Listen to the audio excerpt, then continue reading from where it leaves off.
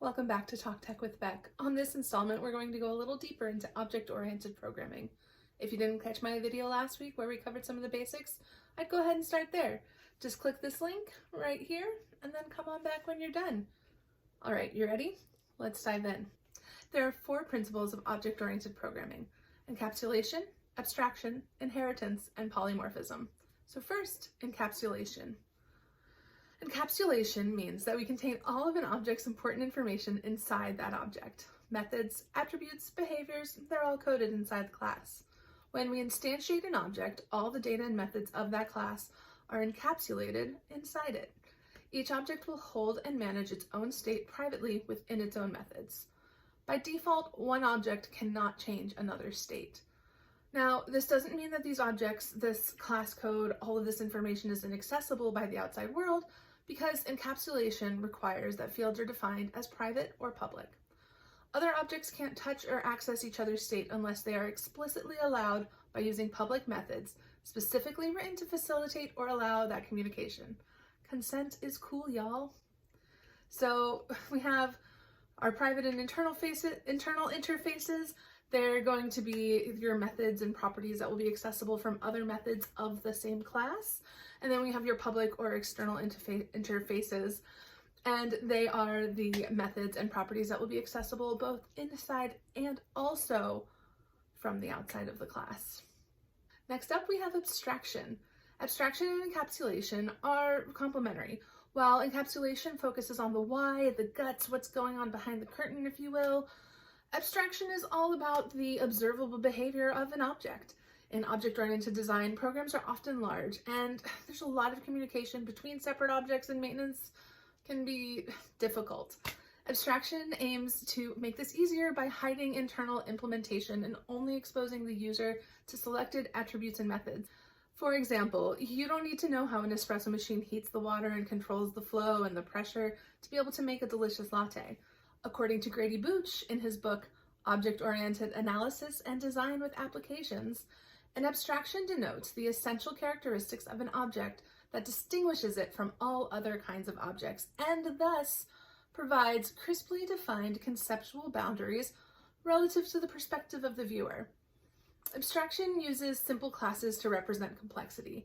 It also serves an important role in security, protecting data by limiting access through classes and modified only through methods. We can protect data from exposure.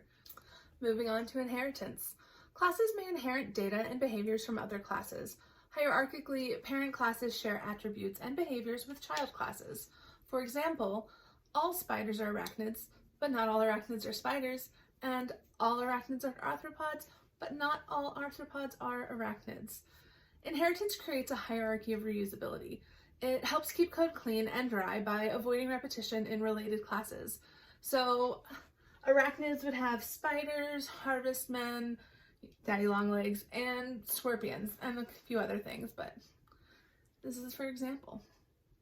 The parent class would pass down attributes to these children, such as having 8 legs, segmented bodies, exoskeletons, etc.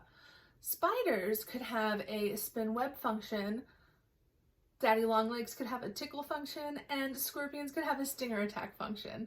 So Charlotte could spin a web, but she would not be able to stinger attack. Inheritance can be passed down from parent to child, but not up from child to parent. And last today, we'll talk about polymorphism. Like encapsulation and abstraction, inheritance and polymorphism go together like peanut butter and marshmallow fluff. Polymorphism is designing objects to share behaviors. It allows methods shared from parent to child to execute different behaviors in 2 ways: method overriding and method overloading. We can go back to our spider example for method overriding, which is also called runtime polymorphism. If we were making a spider class, we would include a spin web function that would return a run-of-the-mill, spooky, Halloween classic orb web.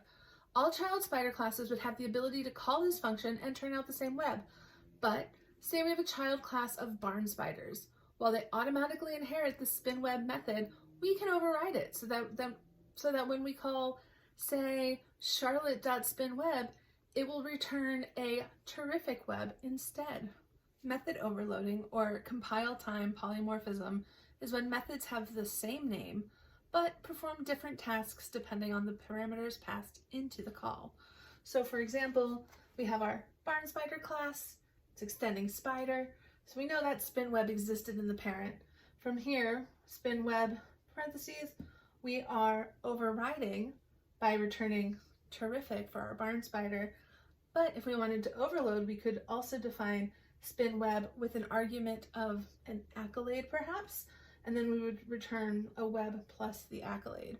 So say we were to call, in this case, Charlotte.spinWeb, and then we entered the argument some pig, we would then we'd get this.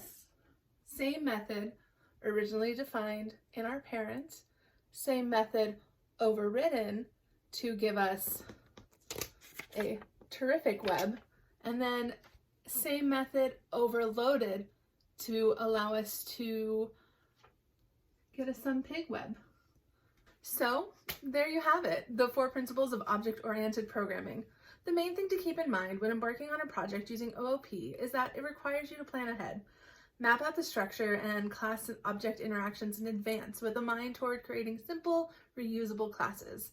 I know when you're just starting out coding that jumping right in is so hard not to do, but if you just take the time to make a plan using these principles we just talked about, it will allow your programs to have better data structures and reusability. A little time up front will totally save so much time in the long run. So thanks for joining me. Have a terrific day.